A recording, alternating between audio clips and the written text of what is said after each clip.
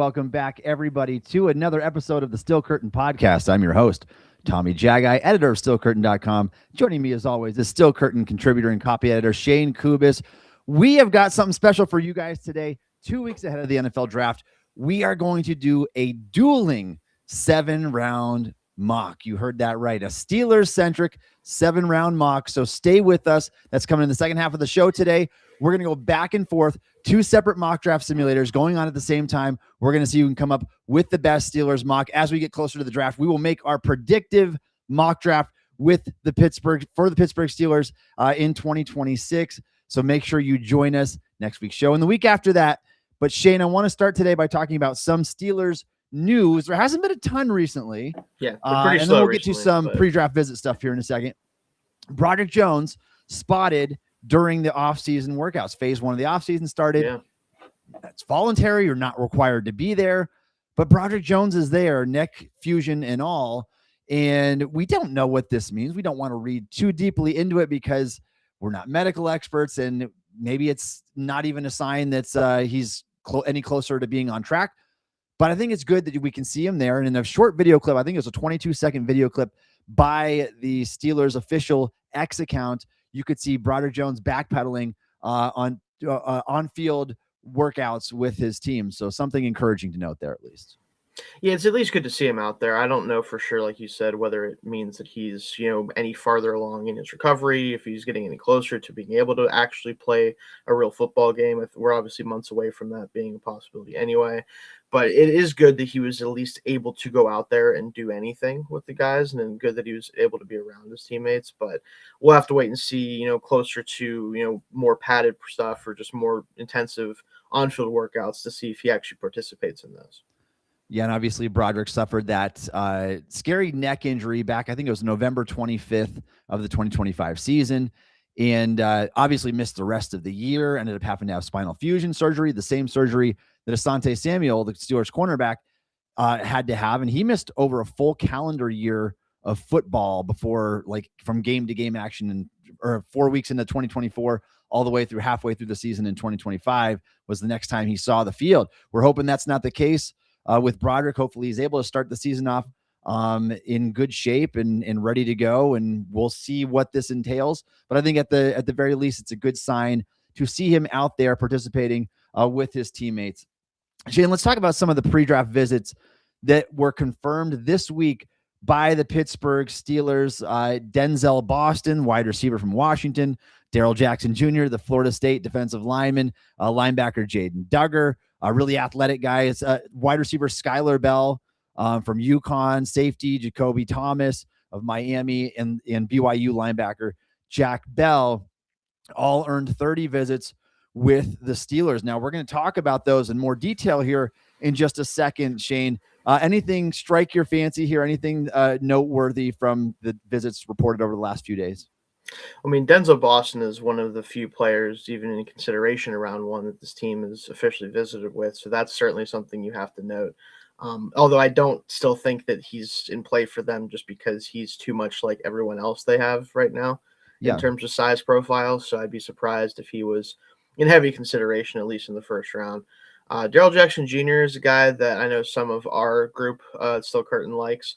I'm a little bit iffy on him because he's a big guy that I just don't think really played very big at times, but an interesting guy, definitely their type, over 6'5", over 310 pounds, like a bigger, interior player for sure. Bell's the most interesting one to me because if they're looking at receivers in the range of the draft where I expect him to go, I do think it's possible that the first round may be where they choose to go somewhere else. If they think they can find, especially like a slot player, just a complementary receiver to the guys they already have later in the draft, he'd be up there for me as far as guys like that. And then the other two I haven't watched a ton of, can't really say too much about, but they do need depth and potentially starters at some point at those positions. So it makes sense they're looking at them there. Yeah, some intriguing names on there. You mentioned Darrell Jackson, and just, I mean, the epitome of a Steelers defensive lineman. Exactly. Are you surprised that they brought this guy in for a visit? Absolutely not. If you're not familiar with Darrell Jackson, nearly 6'6", 315 pounds, 35-inch arms, and 86-inch wingspan, is 99th percentile. He looks the part for sure. Now, the production's not there for him at all. Two-time transfer, started at Maryland, went to Miami for a year, and then 3 years at Florida State. Never had more than 4.5 tackles for a loss in a single season, 12 TFLs and 7.5 sacks in his 5-year college career. So he's not very productive, but he is a two-gapping capable defensive lineman and a pretty solid run defender overall. Just doesn't offer much in terms of the pass rush there. Skylar Bell, extraordinarily productive Yes. this past season in 2025. And I think that's the big intrigue with him. Has good enough size, right around the 6 foot mark, 190-ish pounds. Pretty solid athlete, at least testing wise. Very productive this year. Didn't do much before that, though, and he's an older prospect. I think he's already 24 years old, if I recall. And so it's definitely some pros and cons with him there. Those are the two biggest names on the list. The other guys we're looking at here, more late day 3 type of players. And then obviously there's Boston, who we'll talk about here in just a second. Anything else to add to that, Shane? No, I mean, again, I think these guys are, especially after Boston, these are a lot of day 2, but more so day 3 type of players that they're kind of focusing on. All right, you're tuned into the Steel Curtain podcast, where Steelers fans come to talk, celebrate, and debate. For more coverage, hit up steelcurtain.com, powered by the passionate fans at Fansided. All right, Shane, let's talk about these pre-draft visits here for a minute. And what is so interesting is that it absolutely feels like the Steelers are prioritizing their day 2 picks. It doesn't seem like there's a focus on round 1. And this is very contradictory to what we've seen in previous years. Now, obviously, what's the big change here? What's the common denominator? Well, it's just a 1-year sample so far, but Mike Tomlin is no longer here. Yeah. And I think that we've seen the ripple effects already, not just in terms of who the Steelers are bringing in for pre-draft visits, but also the pre-draft scouting trail, and not seeing that Tomlin Con scouting trail anymore, where we could see their steps along the way. We could follow the trail of breadcrumbs. We can track it on our Steelers pre-draft interest tracker and see where they are looking. This year is totally different, because now with Mike McCarthy at the helm, who, from everything that I've heard, has never been one to really hit the road for the scouting trail. He's kind of more do business at the facility type of guy. The Steelers were at Georgia's pro day, at least their brass. And I think that's basically it. Like Omar Khan showed up for Pitt's pro day. Walk outside. A few steps from that one. So it's really hard to glean a lot of information based off where they've been on the pro day scouting trail. And so we're going to lean heavily into 30 visits. This problem, Shane, is when you only have maybe one potential first round prospect as a 30 visit, it's really hard to kind of pick and choose a direction that this team might go here, or at least to narrow down, like, this is a guy that they really like. Yeah, and in the past, it's been pretty easy for us. And, like, obviously there's an element of that maybe you don't like for the team. But it's been kind of easy for us to at least pinpoint, if not the player himself, the position in which they play for the Steelers in the first round. And I think, obviously, telegraphing that as much as they have in the past is probably not an overall good thing. But it did make it interesting for us to try to piece it together and kind of follow the breadcrumbs. But this year, unless they really pile on the first round visits in the next couple of weeks, I don't know if we're going to have a great idea of at least the player and maybe even the position, honestly, depending on what we do get information-wise. Because if they do only bring in, like, receivers, for example, like Denzel Boston, maybe they bring in a couple others, can we say that definitely means they're taking a receiver, or just that they needed to know more about those guys because they know that they might only have a couple options left by the time they get to pick 21? So yeah, and maybe that's it. And it's an interesting strategy for sure, because in most years you're like, all right, we're using half our pre-draft visits on first round prospects, or a third of them on first round prospects, because we want to get this pick right. We can't afford to miss on our first round pick. The rest of it is kind of a crapshoot later on there, but we want to make sure we get the first round pick right. That is not the strategy this year. And for what it's worth, Denzel Boston is the only 30 visit that we've heard of, at least that's been reported, who is in consideration at least to be a first round candidate. Now, the other name I would throw in there would be Chris Johnson, the San Diego State cornerback, who could find himself in the back half of the first round. Definitely has the tools to do that. A guy that's rising up boards, but you don't really think of either one of those guys maybe as being in play. It just, at least the feel of it doesn't feel like they should be in play for pick 21. Now, I think that we have to consider Boston there. I think Yeah. everything that we've seen so far, we have to at least put him in that discussion. It's just really surprising that there hasn't been more. Why have we not heard of a Jordan Tyson or someone else, a Casey Concepcion in that range for a 30 visit so far? Yeah, we're gonna have to see if more receivers specifically pop up. And then honestly, like the thing I'm wondering is, do we see a couple more offensive linemen who are potential day one guys get brought Yeah. in? Because that continues to gain some traction that they might be willing to do that if the board breaks a certain way. Maybe there's a receiver run before there's a tackle run, which generally you don't see in the draft, but I think that's possible this year just because the tackles are all a little bit interesting, or just not 100% sold on them being tackles, honestly, I think is maybe the biggest problem. But if there is a tackle run ahead of the receivers or vice versa, that might indicate more where they're looking to go as far as their first round pick, at least. Yeah. Yeah. It makes you wonder what their thought process would be if they're not spending the time to meet with these guys for a 30 visit. Now, some of them they had formal meetings with at the NFL Combine. Do you get enough information there?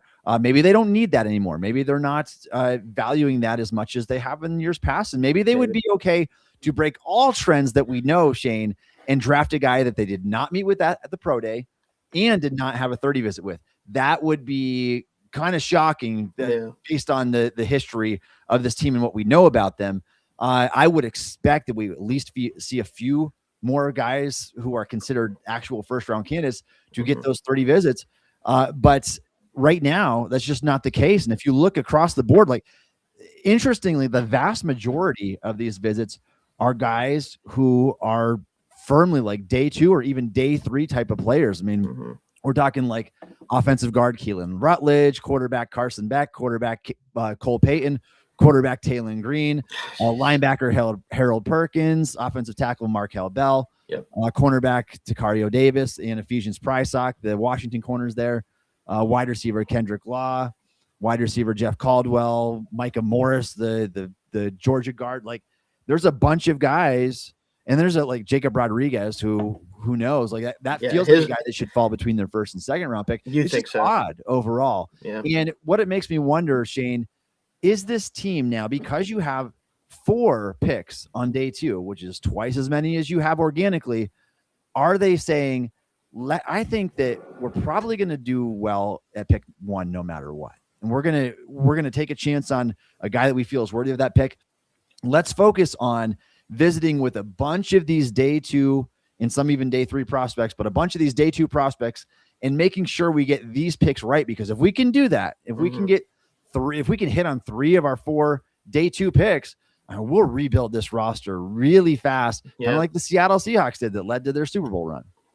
100%. I think honestly, like getting the first round pick right is obviously important because of the capital that it represents and how important it is to be able to pick a player in that range and try to find a true star for yourself.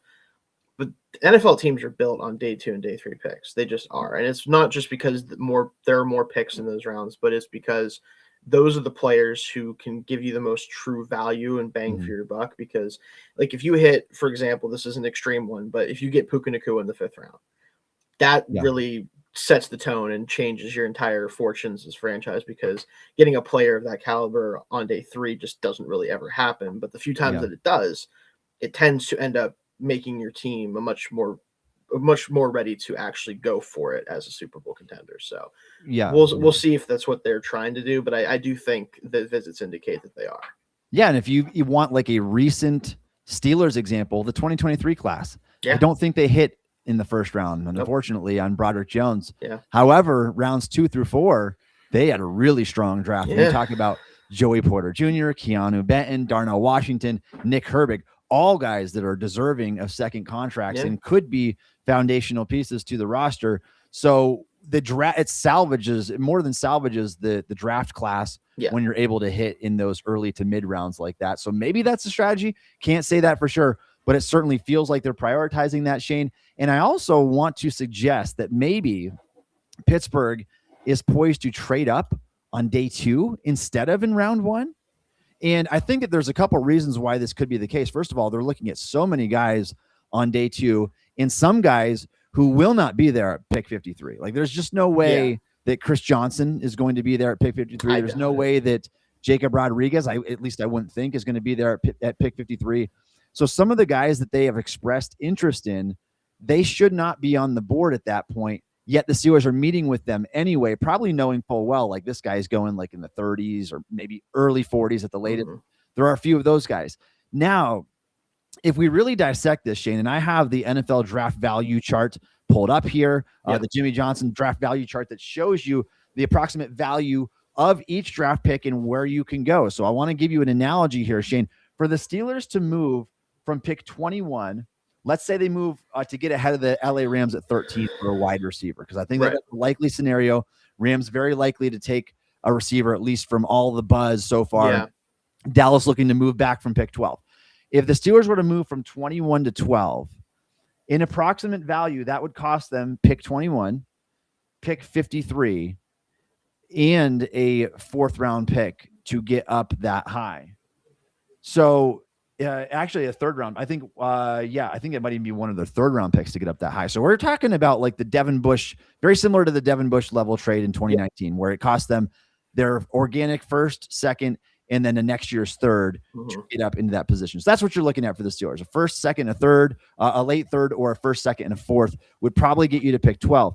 Now, that's only, I mean, it's 1st round value. So you're going up to get a player you believe is really good. Yeah. That's only a 9 spot difference in picks. In the 2nd round, however, if you look at the draft value chart, you can jump from 53 all the way up to pick 37 in the draft at the price of just a 3rd round pick.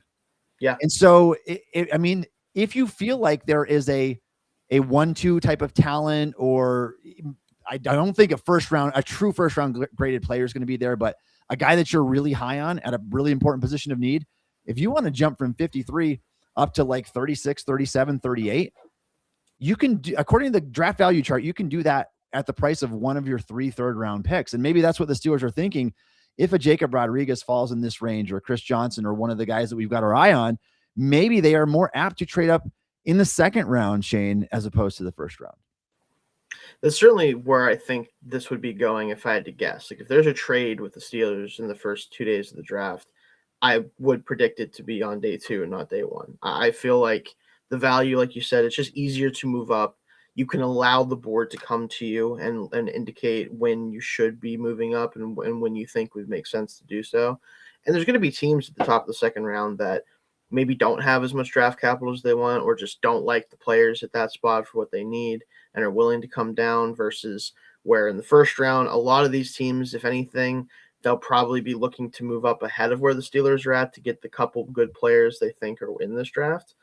If you're the Steelers, you're trying to move up, you're going to have 1, probably competition to do so, and 2, you're going to have to pay a good amount for a player that still in most classes might not be worth moving up that high for. So it does make the most sense to kind of try to target that top of the 2nd round range if they want to come up for somebody. Yeah, and if assuming you get a really talented player falling, I'm all in favor of that. Obviously, if I can land one of the top 3 receivers in the class, I would be very intrigued by the prospect of moving up to get one of those guys, because I do think there's a bit of a teardrop after that. We can discuss that all day, but in terms of value, it's certainly the best bang for your buck to move up in round 2 than it is to move up several spots in round 1 and potentially pay twice or 3 times the amount of a day 2 trade up. All right, we got Scott chiming in here saying we need receivers. I would take 2 in the first 3 rounds. I'm not opposed to that in terms of like rebuilding the talent of the roster really fast. It needs it. Like the receiver room needs an overhaul, and they are not done. Like the Michael Pittman move would not stop me from drafting a receiver in the 1st round. It wouldn't stop me, Scott, from taking a 2 receivers in the first 3 rounds. However, I have a feeling, because of the run on receivers that we typically see in NFL drafts, and because of the talent pool drop off at a certain point in this draft, which might be even like the tail end of round 1, early round 2, depending on how many receivers go, we could be looking at receivers that might not be worth the selection by the time you're on the clock in round 2. Round 3, I mean, you would probably, because you have 3 third-round picks, you'd probably find a guy where the value lines up pretty decent there. But I am concerned about the talent drop-off at receiver for sure. Yeah, it gets to a certain point where, like, on day 2, you do run out of, like, true day 2 type of talents at receiver, and then you get into, like, the wave of dart throws on day 3, or the guys that are reliable but maybe don't have the athleticism or all the traits you're looking for and stuff like that. That's whenever you start getting into that territory. So I think taking 2 receivers in this class in general, I would definitely agree Mhm. with. I don't know about the first 3 rounds, depending obviously on how things kind of fall. Yeah, and that second one maybe where the value aligns with that need. Good question. Keep them coming, guys. We're going to start the mock draft here in just a second. Before we do that, if you are a fan of the Pittsburgh Steelers and would like to support the Still Curtain podcast, please consider subscribing to the Still Curtain podcast on YouTube. We appreciate all of your support. Keep those questions coming. Drop a like and a comment down below on the actual stream as well. That'll help us get found. If you like what you're listening to, tell your friends about it as well. And we're going to dive into this mock now, Shayne, our dueling 7-round mock. If you're joining us here in the live chat, make sure that you chime in with who you think we should take when we're on the board here as well. But Shayne and I are about to go head to head. And we're going to put up 2 simulators here. He's kind of going to flip back and forth between the 2. So if you're listening on audio, we'll try to do our best to describe to you everything that's happening. Right. On the YouTube side of things, you'll be able to see this up on the screen here. But Shayne and I are going to go back and forth, making all 12 of our selections for the Steelers in this 7-round Steelers mock. And then we want you guys to decide who does more for the roster at the end of this draft. Are you ready, Shayne? Yes. So first off, Tom, just to clarify, because we didn't talk about this ahead of time, are we still doing like how we personally would draft, right? Like I would what say we would because we're dueling, yes, let's do one more. Yeah, just one more time. And then anybody that joining us next time, if you guys want predictive mocks, that's where we're going to be going. Yes, we're going to start jumping into that the next few shows leading up to the draft, because we definitely want to bring that to you. We know that that's probably what you're most interested in overall, and we're all interested to find out. And for what it's worth, Shayne and I do our homework all the time. We predicted a lot of these picks right. It was really easy to follow the trail to Najee Harris. I predicted the Steelers would move up 3 spots for Broderick Jones. That's exactly what they did. I predicted they would draft Derek Harmon last year. So we're typically pretty good at this stuff. We do this full time. So we typically get a pretty good grasp. This year is going to be harder than others. But for now, in this exercise, Shayne, we will draft the players that we think are going to make this roster the best team. Yes, that's kind of what I figured. So, so do you want to kick us off, or do you want me to kick us off? Yeah, I can go first. That's fine. I'll start it off. So we're going to pull up your mock then. So this is going to be yours. Let me make sure that everything is good before we get started. Looks like everything is good. So I will get us going. So this is going to be your mock, Tommy. All right. Start off. So a little context, we're starting the 7-round mock now. We're going to use 2 different simulators. So the players that are available for me may not be the same players that are going to be available for Shayne when he's up next here. So right. So I will show you real quick, Tommy, just kind of what you're working with here. A lot of typical, especially the first 2 picks. We got Mendoza off the board, Reese. Downs at 3. Haven't heard a lot about that. That's interesting. Sonny Mekhi Lemon at 5. Wow, that's a fun one. Francis Malino's off the board. Let's see what guys. So Tyson goes to the Bengals. Yeah. What a trio of players that would be. Yeah, the Bengals. That's what the Bengals need is the more receivers. Yeah, they honestly, I'm not saying I'm not predicting that they would do that. That's the type of stuff that they would do. That's a lethal offense. They're funny. Cardinal Tate's off the board, of course, as well. It goes to the Dolphins in this scenario. Jeremiah Love is a Cowboy. Not that we were worried about him too much. Spencer Fano and Viggy Ioane off the board with trades. Niners move up for Fano and Chargers move up for Ioane. That's fun. Caden Proctor off the board. Dylan Thieneman, that's a popular landing spot for him with the Vikings at 18. Kenny Sneak and Omar Cooper Jr. right off the board right before the Steelers. I'm screwed already. What the heck? Hey, Shayne, you can go first. Oh man, no. So anyway, all right, let's look at what we got. Yeah, so this is what we're looking at offensively. This is what's on the board. The offensive board has been really kind of wiped out. The defense, a little less so, but this is kind of what you're working with there. Anything you want me to show you specifically? Yeah, I mean, honestly, just looking at that, right? Go to offensive tackle real quick. Yep.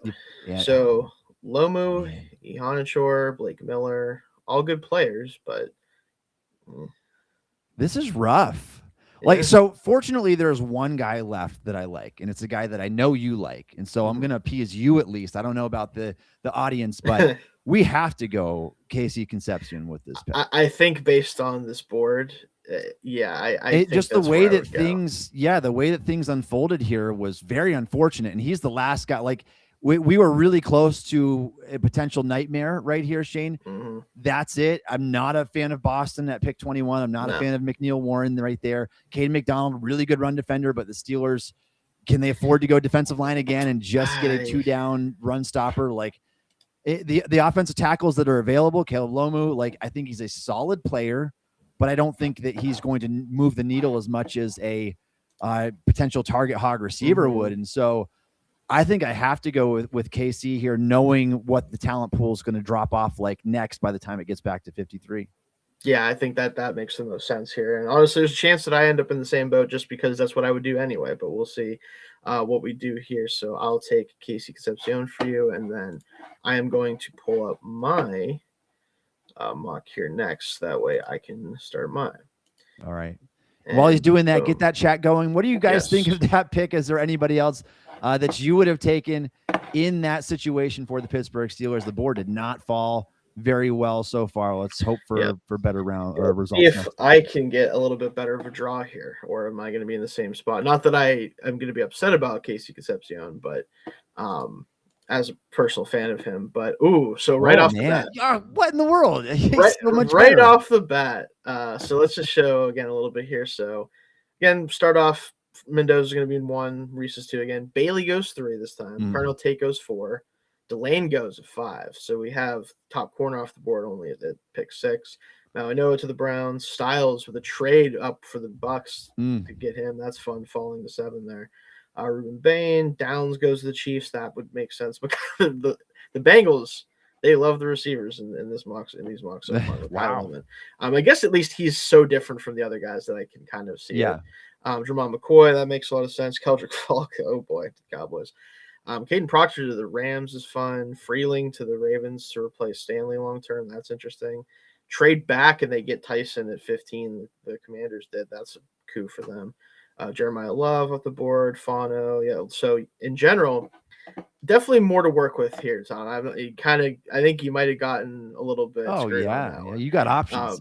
But so personally, because he's here, and again, I don't think this is very likely, but if the board's giving it to me, as much as I like Casey Concepcion and Omar Cooper Jr., all those guys, if Veguijuan is here, he's going to be a top probably 8 player for me in this class. I don't think I can justify not just taking him, especially because it would be different than what you did, obviously, too. And I think if this scenario comes up, it's going to be a serious consideration, right? Like you have to consider that if he is someone who ends up being there at pick 21. So I will take Veguijuan, lock it in. The left guard of the future and the present would be probably an immediate Pro Bowl level player, in my opinion. So. Yeah, one of the combination of high floor, high upside, top 12-ish player in this class. Steelers are picking 21.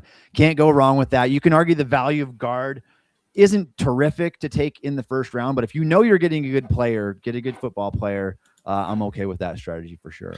All right, so we can do this if you want, or if it's a little too complicated, we can just not do trades at all in this one. But you do get trade offers in the PFSN mock draft simulator. But yeah, I'm thinking, Shayne, for the sake of keeping it uniform, so that we can each make 12 picks, makes more sense. Yeah, let's reject all trade proposals, and we'll just make those trades straight up. All right, cool. So let's take a look at kind of what you're working with here. So you do see CJ Allen go off the board, Falk, McNeil Warren goes. A lot of kind of what I would expect. Denzel Boston goes at the end of the first round. Caleb Banks makes it to 31. He would go to the Chiefs and be good. That's what would happen. So Santos goes off the board. Emmanuel Pregnon goes off the board. That could be a guy they look to trade up the target. Jacob Rodriguez goes off the board. Ty Simpson, of course, he would be a Brown. That would happen to him, unfortunately. D'Angelo Pons off the board. That's tough. The corners go right here too. 3 and 4 picks. That's tough. And then you already took receivers to Jeremy Bernard. Not a big thing, but that is what you're working with here, Tommy. So you tell me where you want to kind of look at where you have. All right. I'm looking at the top of the list here. Brandon Cisse, that would be fun. I mean, if he falls this far, I don't like him necessarily as even like a guy that should go in the first round. No, but if he falls to day pick 53, I mean, that would definitely be more intriguing. You're talking about a 20-year-old cornerback from the SEC with some traits there. Can you hit guard for me? Yes. Let's do guard and then tackle. I want to see if there's anybody left. See what is left at guard. So it's Jennings Dunker. Okay. Keelan Rutledge, both guys who could fit for sure. Tackle, Caleb Tiernan is kind of a guard tackle flex potentially, but is kind of a taller guy, is maybe a little bit tough. Yeah. I like the options that I'm seeing here. I would either, realistically in this situation, I would either go Dunker here. I'm higher than Dunker than the consensus, quite frankly. I think that he's graded out well in 2 seasons. He's got some position flex. I know some people are worried about his play strength a little bit. I think he can play right tackle. I think he can play left or right guard. That would be intriguing for a team like the Steelers, who pretty much only have Brock Hoffman right now at that guard spot after the loss of Isaac Seumalo. And so definitely a bigger hole there. I do think that Cisse is a little bit better of a player overall. Man, let me, I'm going to take my chances because I like Rutledge. I like Farmer enough. Okay. I'm going to take my chances waiting until that early third round pick of the Dallas Cowboys to see what we got there still. I think I would take Brandon Cisse in this situation, and then I'll just find a way to get my corners on the field. You can never have too many good corners.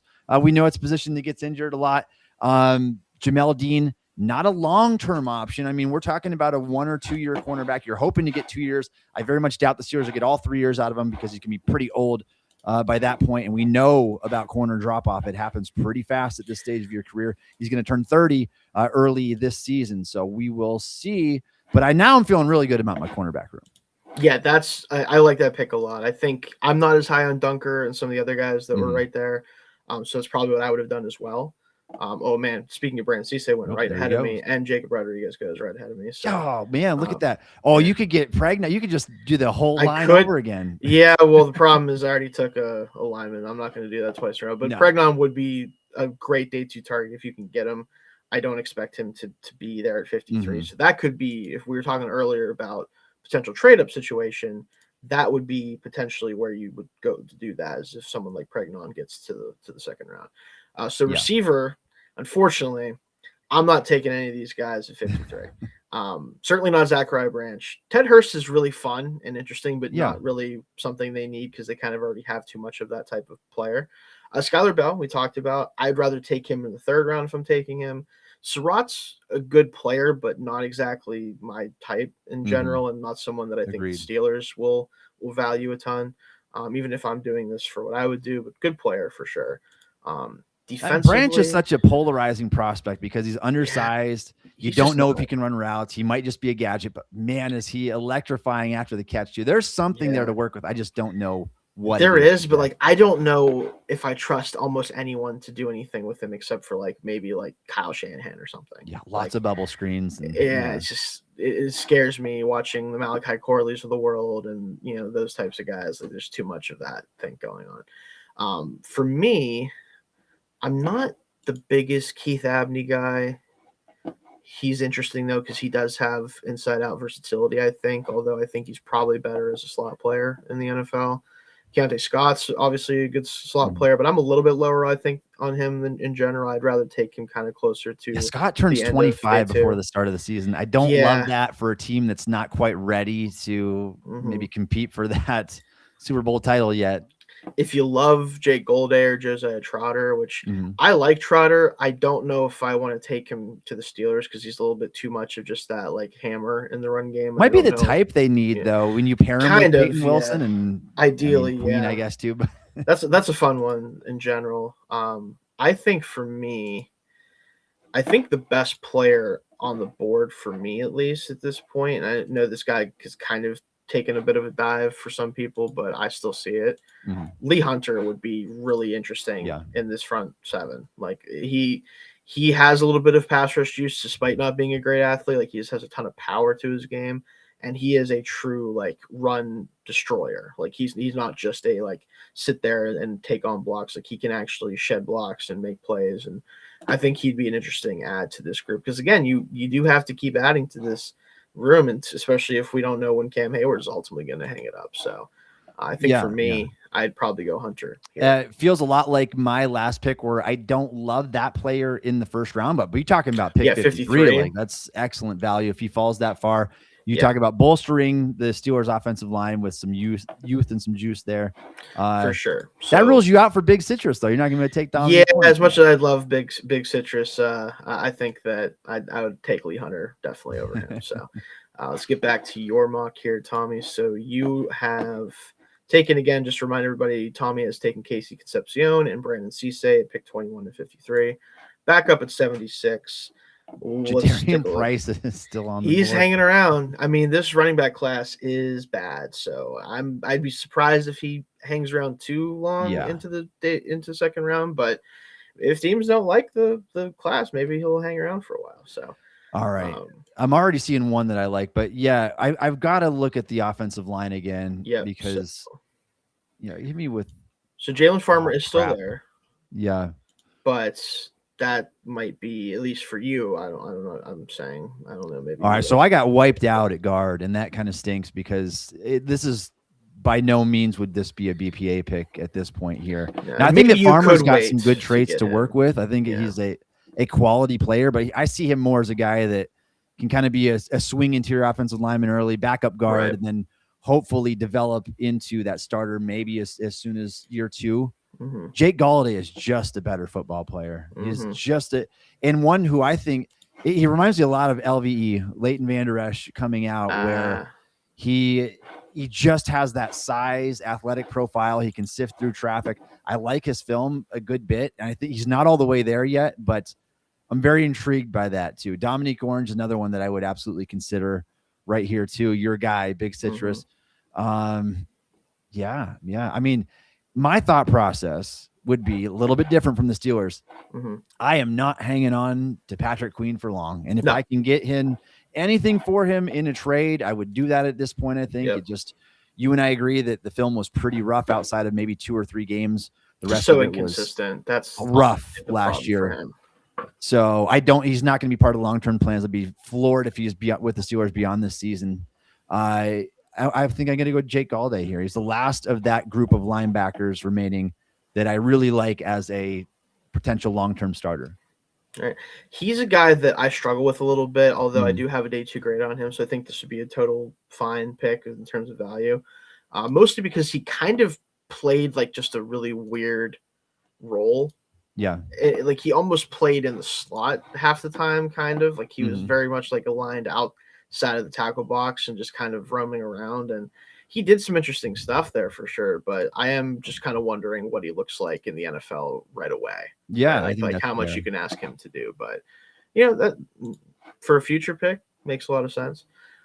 So we are back up here for me. I want to take a look at receiver. Man. It drops off.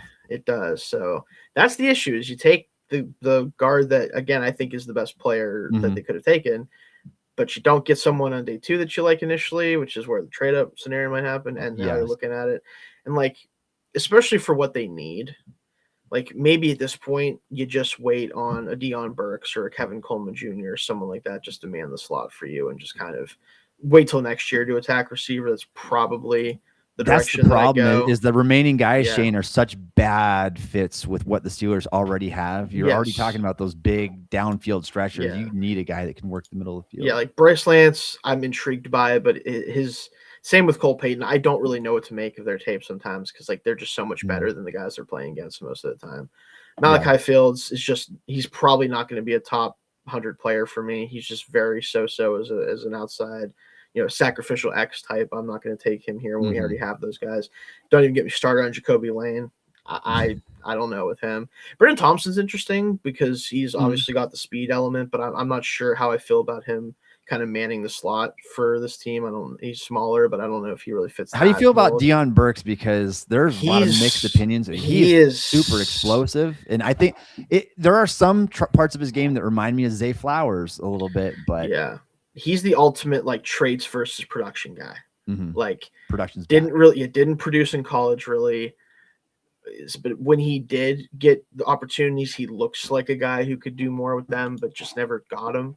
I think, later on in the draft, especially if I don't take a receiver till later, I think that's where you take him on day 3 as a flyer kind of guy, just to see what he can bring you. But he's definitely explosive. He's definitely a lot of fun. So I think looking at this board, though, man, this is funny that Jadarian Price is here for me too, by the way. Yeah. I think, man, defensively, I mean, I did take, again, Vega Ioane and Lee Hunter. Corner at this point, not a fan of those guys at this range of the draft. I do like Zakee Wheatley a good bit, Mm-hmm. and Kamari Ramsey, but more so Wheatley. The problem with him is he's older and kind of a limited athlete a little bit, but he does kind of remind me in terms of play style. He's bigger than Deshaun Elliott, but very similar play style of like not going to wow you in coverage, but doesn't really get beat that often. Is going to come downhill in the run game and erase guys. Like, I think he's a fun player, but maybe not at this point in the draft. I am intrigued by Kyle Lewis here. Mm-hmm. I'm not going to lie. It's to kind of be again, I know that when it comes to linebacker, he's not going to be like a true linebacker, but to be a slot nickel player, defender almost. Right. That's what I have him listed as in my draft boards. Mm-hmm. I don't have him as a linebacker technically. So that's kind of my thing is like, could he be an interesting player here? But is it early? Yeah, if the board falls the way that it's fallen for us, like it could be an interesting conversation for a lot of these players, honestly. Man, I think I'm ultimately going to go.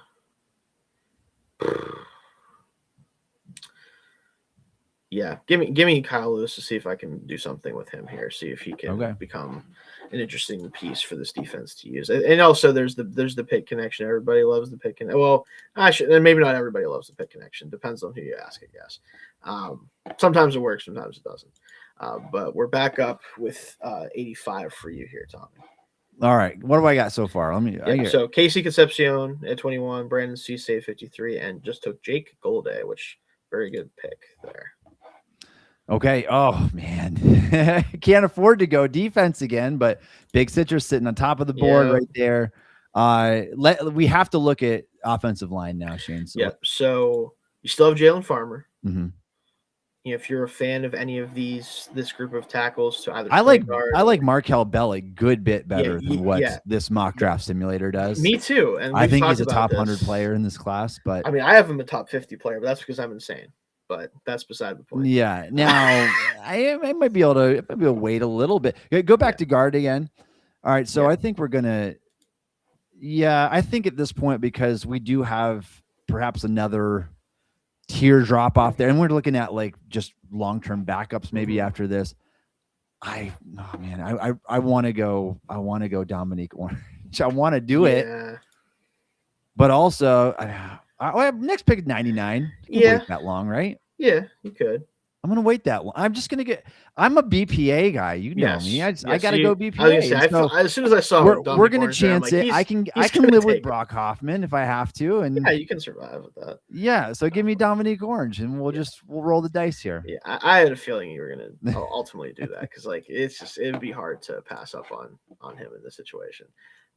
So let's get back to my mock here. So I'm up now again at 85, and this is where I think, let me just make sure. So I have Vega Ioane, Lee Hunter, Kyle Lewis so far. I think at this point,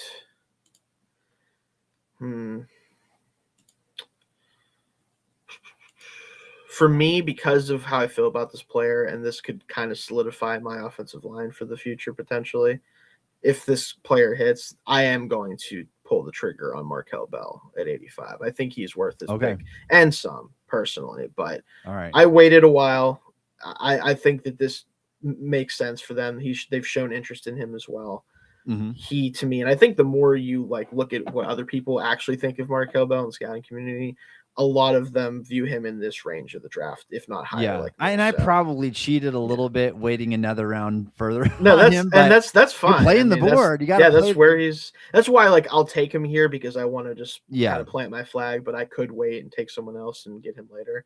Mhm. I'll take Bell here just to kind of prove the point that like this is someone I think is. So you are 4 picks in, Shayne. No wide receiver for you. Nope. Sometimes that's what happens, you know.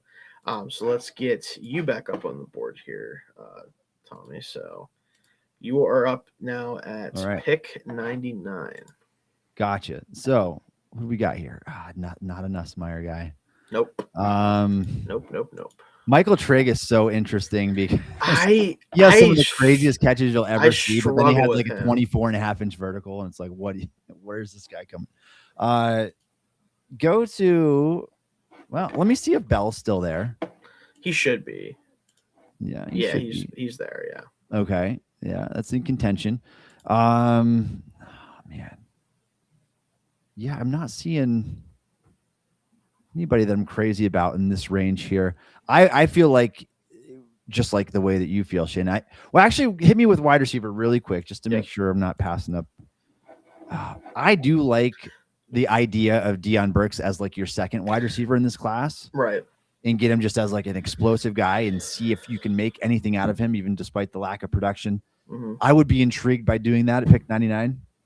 But I don't think I can pass up a Planet Theory guy like Markel Bell, who is just such a huge pass protecting left tackle. Broderick Jones, still the neck thing, no 5th-year option coming, I would assume, here when they have to make that decision in May. Yeah. You don't have a long-term outlook unless you're willing to give Jones an extension, and maybe they would just go like on a year-by-year deal. Maybe, yeah. I like Markel Bell a good bit in terms of the pass protection stuff. I don't know what he can be as a run blocker. I don't know if he can get to second level. He shows some moments, at least in the power run game, because of his size. Like he has the tenacity for it. I do wonder though, in kind of the same way, like how much he's actually going to be able to do a lot in the run game outside of just moving people off the line. So. Yeah, and I think for Steelers, it's more about operating from 11 personnel, from shotgun, having a U-shaped pocket, not getting the pocket pushed in. Right. He's going to help you in that regard for sure. I would be torn here between Deion Burks and Bell. Positional value, and considering wide receiver is a great positional value, but considering the upside of Bell being maybe a potential developmental guy that could be a starting left tackle at some point, compared to knowing that I'm essentially getting a backup receiver with the makeup of Steelers roster, I'd probably go Bell over Deion Burks here. All right. So you go Markel Bell. I obviously am a fan of it. I just did it earlier than you a second ago. So I cannot say anything bad about that. So let's go back to me here for pick 99 on my end of things. And at this point, do I pull the trigger on a receiver just to make sure I get one? That's certainly an option. I think I'm not taking quarterback yet because I don't have to and I don't want to. Basically, again, just so to recap, so I have Vega Ioane, Lee Hunter, Kyle Lewis, and Markel Bell as my first 4 picks. Man, the safeties are kind of staring me in the face right now, and I do like the value at this point there. Offensively, a lot of the best players here are guys that I've already either addressed or we don't necessarily need to take. Like Justin Jolie, I like a lot, but he's going to be the 3rd tight end for this team right away, and I don't know if I'm taking that at 99. Also, not really a blocker type, so you're not even getting like that traditional 3rd tight end skill set. Yeah. Jake Slaughter is an interesting guy, but I think he's a center only, so I'm not going to be taking him. It's a little early for all those guys. I think defensively you get a lot more value here. Oh, man. I think for me, another close to home type of pick, sort of, if you think about it. I'm going to go Zakee Wheatley out of Penn State to be a future starter potentially as a box safety. Yeah, good BPA pick at this point for sure. All right, let's get back to your mock here. All right, give me the roundup so far. Yes, so let's get you back. up and do the roundup. So far you have Casey Concepcion, Brand Cisse, Jake Golday, Dominique Orange, and Markel Bell. All right. I'm liking it. Let's look at there's Burke still. Yep. Oh, yeah. Go to offensive guard real quick. And kind of running out of guys. Yeah, we're at this point we're getting a depth guy. We're not getting a future starter really. Probably not. Lucky, but yeah, or at least not someone that's going to contend for one right away. There's a route that I really want to go. One my favorite player probably left on the board, but I don't know. I don't think I can afford to do that right now. I don't want to tell you who it is. Okay. No, I'm a Charles Demings guy. This is the perfect stage of the draft where I like to go with the. I know you like him. Yeah. Give me the small school guys with immense upside that project as future starters if their development goes well. I like him a lot, but because I already took Brandon Cisse at pick 53, I don't know if I can afford to do that. Corner room's looking pretty strong at this point. I think this would be the right time to go with a second wide receiver. And I think I'm just going to take Deion Burks. I like the fit. Now you get with Concepcion and Burks. I think that skill set goes really well with what you already had in DK and Michael Pittman. That'll round out my receiving room, and then Roman Wilson maybe if he can ever find the field. Hopefully, which should be great, but I'm not banking on it at this point, unfortunately. No, definitely not. All right, so let me get back up for me here. So I am working with. Let's see what we got. Offensively, wide receiver. Oh, can't even give me Kevin Coleman Jr., who I was going to take here. He's even gone.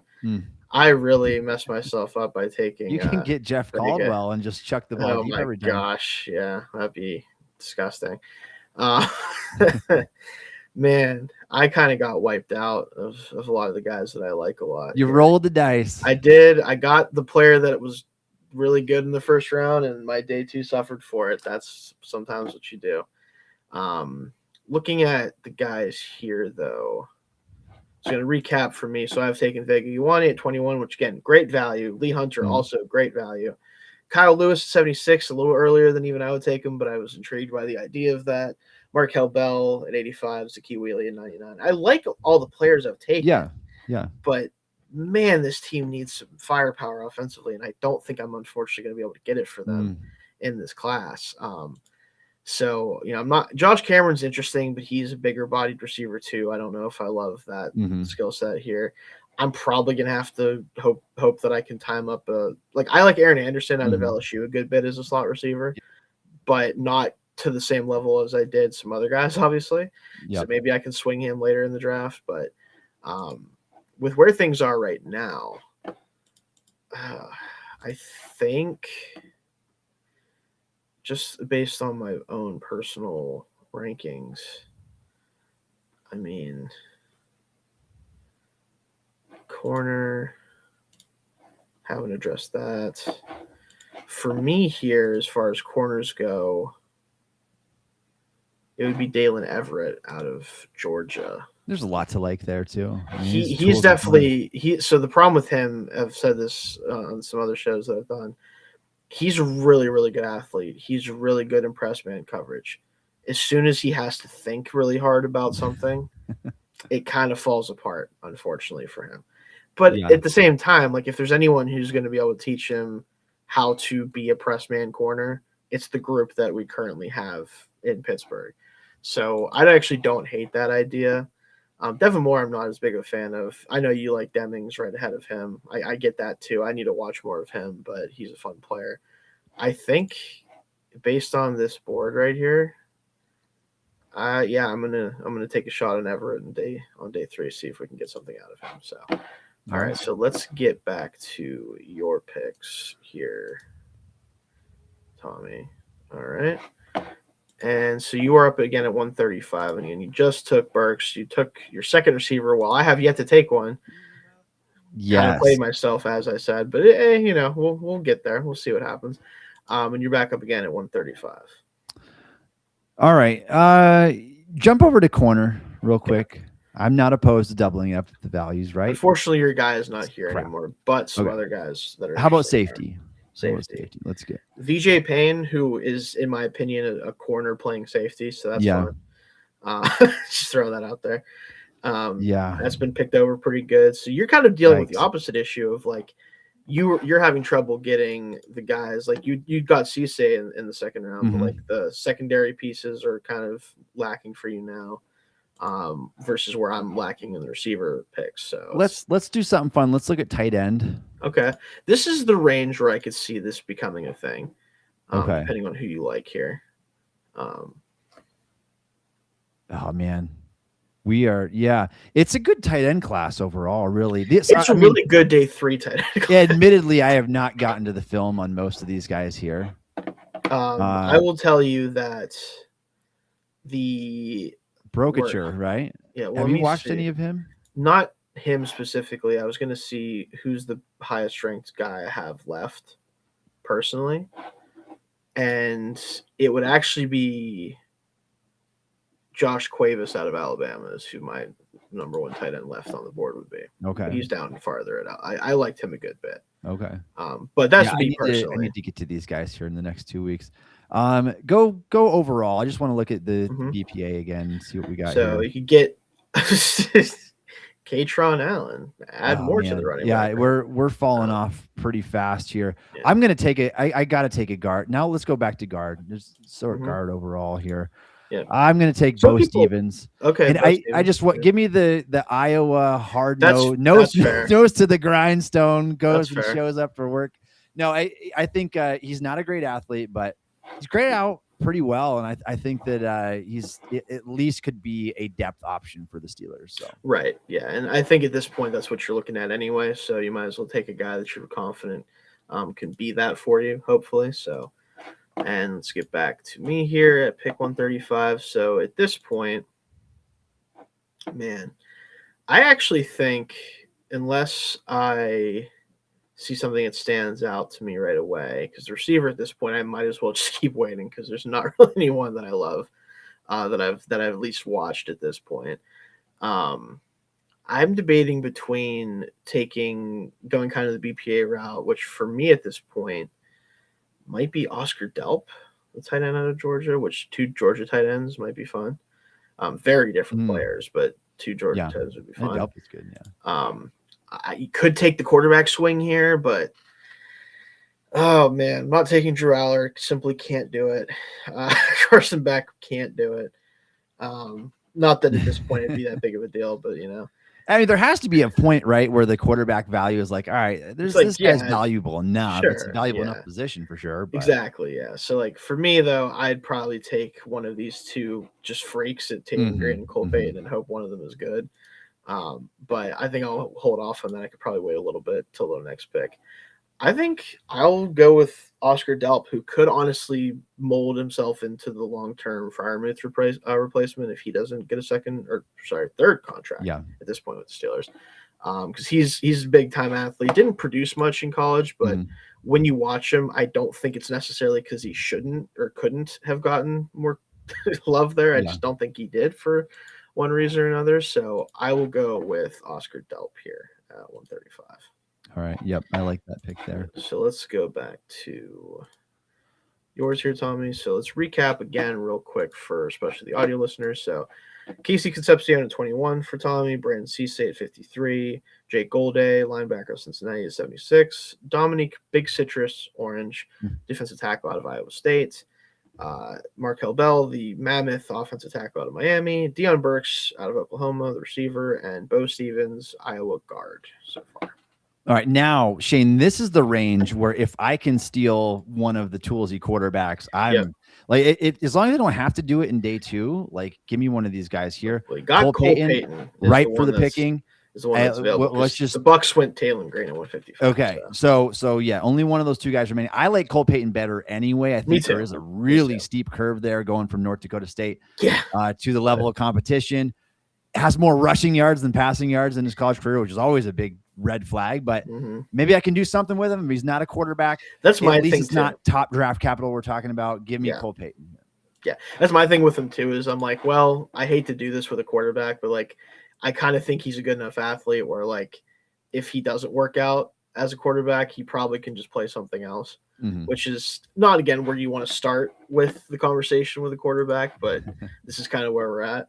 And unless something really sticks out to me here, which I don't think right off the bat there is, I think I'm in the same boat.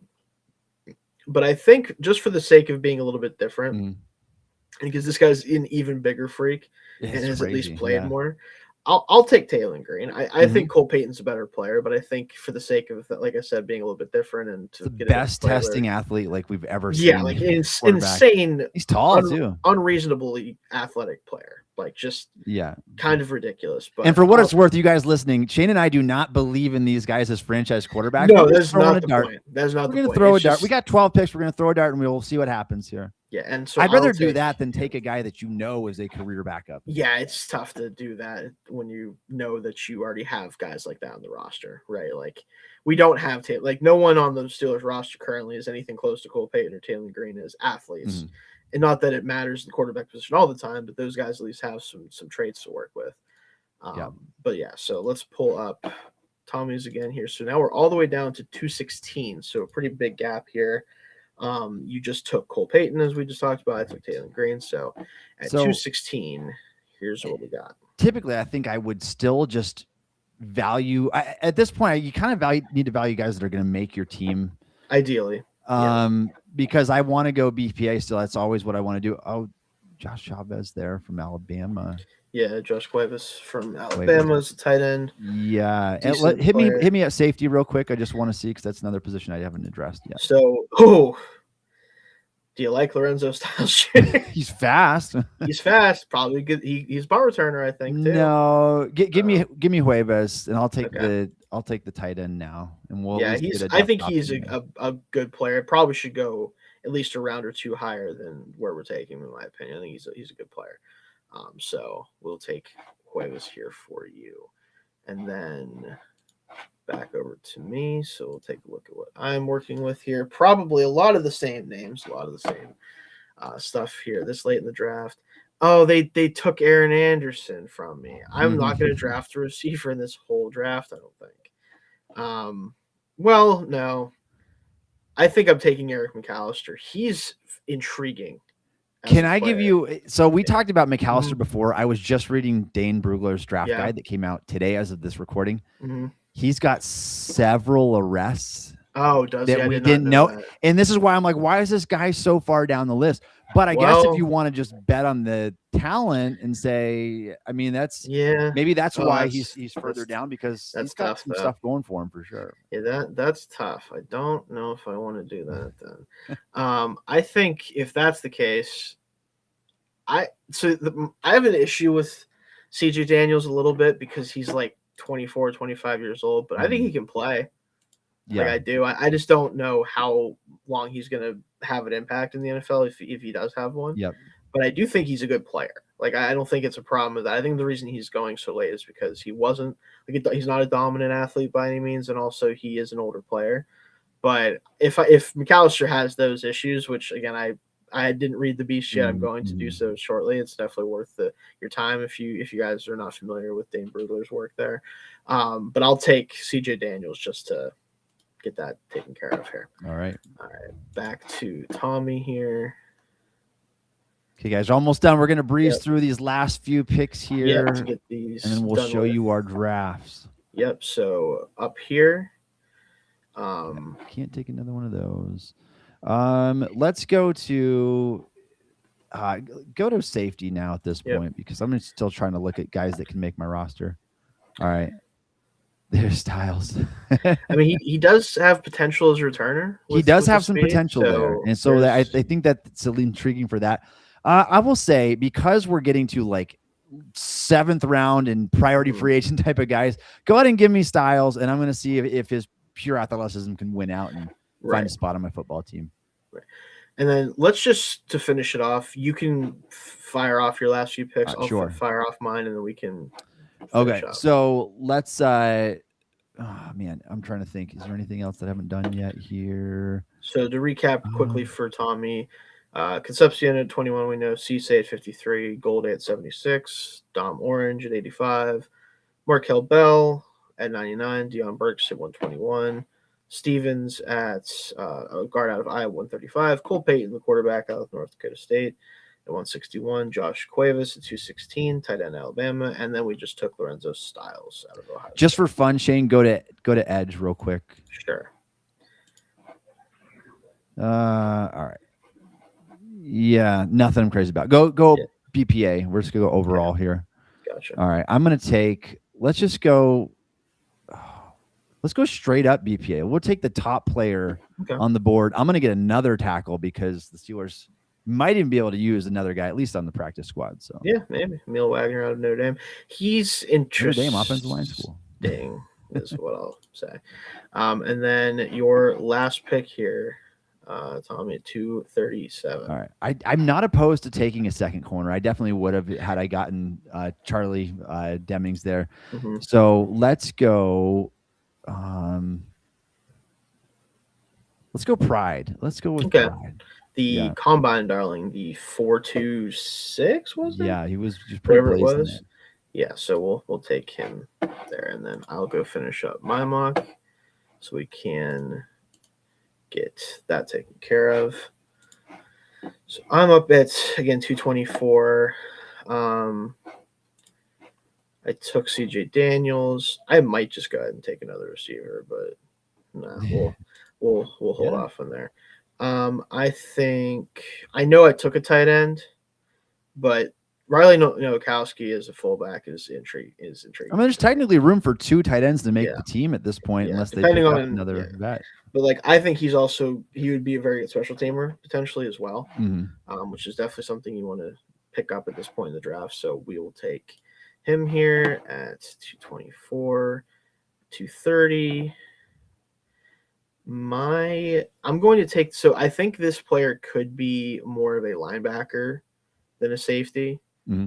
Especially as a coverage linebacker. And I took, Kyle Lewis earlier, but we still need. This is also a potential special teams guy. Cole Wisniewski out of Texas Tech, safety. More of a linebacker skill set, though, realistically. So I'll throw him in the mix here. Could be, again, a really good special teamer down the road. And then I'll finish up, I think, with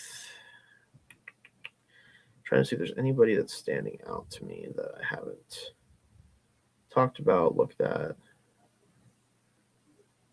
I'm going to take a shot. This is a player that I need to watch, but I've heard a ton of buzz about recently. Carver Willis, the offensive tackle out of Washington, could be a steal at this point in the draft. According to a couple people that I've paid attention to. So I'll double up on tackle as well at the end of the draft. So let's start by showing Tommy's draft to finish things off. All right. Your full class here. So you got a B- grade from the simulator. Oh, man. Look at it. They hate the Concepcion pick. They hate Concepcion. So everyone hates Concepcion except for me and 4 other people that I can tell. Also, they dinged you for Markel Bell. Well, they're going to ding me even more for him, so you might win out here. But this is Tommy's full draft. You can read it off, Tommy, if you want. Then I'll show mine. All right, so all 12 of my picks, running down through them. In round 1 for the Steelers, Casey Concepcion, the wide receiver. We got pretty wiped there early on. I was afraid of not getting one if I didn't take one there, so we went with Concepcion. In round 2, Brandon Cisse, the cornerback out of South Carolina, 20-year-old, best player remaining on the board. I went straight BPA with that pick, considered that over guard. I did the same for pick 76 of the Dallas Cowboys. The Steelers acquired in round 3, Jake Galladay, one of my favorite remaining players on the board. I think would be a really solid round 3 pick for the Steelers. Projects as a starting caliber linebacker. Pick 85, Pittsburgh's original 3rd rounder. I went with Dominique Orange, big citrus, defensive tackle who can rotate in for the Steelers right away. Good value pick there. I went Markel Bell, the mammoth offensive tackle out of Miami, pick 99. Steelers need offensive tackle depth. Brought him in for a visit. Might move in a different direction on the offensive line in terms of valuing guys that are bigger, longer, stronger.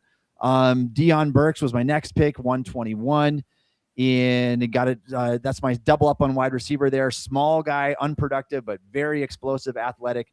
I went Bo Stevens, the Iowa guard, at pick 135. Got some depth there. Cole Payton, good value pick at this point of the draft. Throw a dart at one of the toolsiest quarterback prospects we've seen in a while.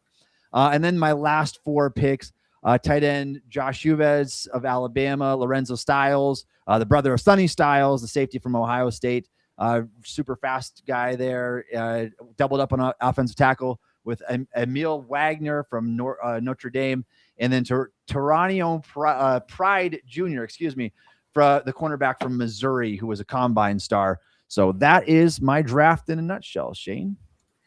All right, let me finish up talking about mine for a second, and then we will get going here because we do want to make sure we finish up here. So to finish out my draft, so I got a B grade, so they like mine a little bit more than yours in the simulator, but I don't know if I like mine more than yours, so I'm not going to lie. So they give me a A+ for they won it 21, which that obviously set the table for everything. I took Lee Hunter at 53 out of Texas Tech, the defensive tackle. Kyle Lewis, the linebacker / nickel defender, really, for me at least, out of Pitt at 76. Markel Bell, don't like it for me. They don't, but I like it a little earlier than you took him at 85. Zakeem Wheatley, the safety out of Penn State at 99. Dalen Everett and Oscar Delp at 121, 135. The Georgia teammates reunite on the Steelers. Feeling a little bit like the Eagles with those picks. Yeah. Taylon Green, the other developmental day 3 quarterback that people talk a lot about, out of Arkansas at 161. And then to finish off, CJ Daniels at 216, the wide receiver out of Miami. Ryan Nowakowski, tight end / fullback, really, but kind of do it all, offensive player from Indiana. Cole Wisniewski, the safety out of Texas Tech, and Carver Willis, the offensive tackle out of Washington. All right. Fun exercise. Let us know what you guys think. Shayne, I really like the top of your first first couple picks there, and the draft board didn't really fall your way for a lot of it. That's kind of just how the way it works. We know at the end of the day, like, the Steelers probably are not going to make 12 picks. Like, they might end up with 8 or 9 picks. And we'll start predicting that. Uniform. We made all 12 selections. Let us know what you guys think. Let me know why you think I crushed Shayne in this. Honestly, I feel like he did. No, yours a good mock. Leave your comments down below. Who won this mock draft? What would you guys have done in these same situations? Leave us a comment, like the stream, subscribe to the podcast. Please help us out, help us get found, and we'll continue to bring you great content. Thanks for listening to the Steel Curtain Podcast. This premieres every Wednesday at 5 p.m. unless we're going live, which is what we've been doing typically. Wednesdays live, 1:30 p.m. Eastern time. You can follow Shayne on X at Shayne Kubas. You can follow me on X at Tommy Jaggi. You can download the Steel Curtain Podcast wherever you get your podcasts. Also, check us out on YouTube or ask Alexa to play the Steel Curtain Podcast. And thanks again for listening to the Steel Curtain Podcast.